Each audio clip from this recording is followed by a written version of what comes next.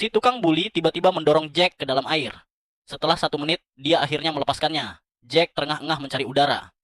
Tukang buli itu bahkan melemparkan teleskop Jack ke dalam air. Hal ini membuat Jack sangat marah. Ia memukul si tukang buli dengan tongkat hingga terjatuh. Jack kemudian berlari ke danau, mencoba mencari teleskopnya, tetapi airnya terlalu dalam. Jack harus kembali ke tepi danau. Namun si tukang buli belum juga sadar. Jack sangat ketakutan dan melarikan diri. Dia tidak berani pulang ke rumah, jadi Jack pergi ke tempat parkir. Ia membuka sebuah mobil terbengkalai dan menghabiskan malam di dalamnya. Keesokan harinya, Jack pergi ke rumah tetangganya.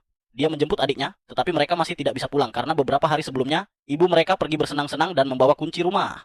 Kedua anak itu tidak tahu harus pergi kemana. Siang hari mereka naik bus. Malam harinya mereka tidur di sebuah gedung olahraga. Pagi harinya mereka merasa lapar.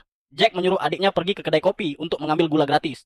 Dengan cara itulah mereka sarapan. Kemudian mereka pergi bermain di mall. Jack melihat teleskop yang sama seperti yang jatuh ke dalam danau, tapi dia tidak punya uang. Jadi Jack menyelipkan teleskop itu ke dalam bajunya. Ia berjalan keluar dari toko dengan tenang.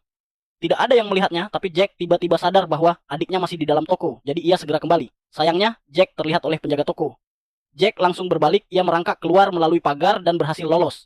Tapi adiknya benar-benar hilang. Jack sangat panik dan buru-buru pulang. Ia menemukan adiknya sedang tidur di depan pintu rumah ibu. Mereka masih belum kembali, jadi Jack terpaksa meninggalkan pesan untuk ibunya. Malam itu, mereka kembali tidur di tempat parkir. Kali ini pemilik mobil datang. Mereka ketakutan dan melarikan diri, tetapi Jack ditampar oleh si pemilik mobil.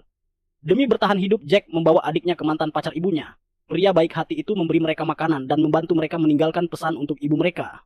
Sebagai balasan, Jack membersihkan mobil dan melakukan pekerjaan kecil untuk pria itu. Tapi pria itu tidak ingin merawat mereka terlalu lama, jadi mereka kembali ditinggalkan. Tiba-tiba mereka melihat lampu rumah menyala. Mereka segera berlari kembali. Saat pintu dibuka, ternyata benar ibu mereka ada di sana. Mereka sangat senang, tetapi ibu mereka hanya memamerkan cincin barunya kepada Jack dan tidak peduli dengan keadaan mereka. Jadi Jack membuka kotak surat. Catatan yang ia tinggalkan masih belum disentuh. Jack pun mengerti semuanya. Keesokan paginya Jack mengemasi pakaiannya, lalu ia membangunkan adiknya. Mereka berdua pergi dari rumah, karena Jack tahu ibunya akan meninggalkan mereka lagi, maka mereka mengetuk pintu panti asuhan. Lalu pertanyaannya, apakah kamu akan memilih ibu yang tak berhati itu atau panti asuhan?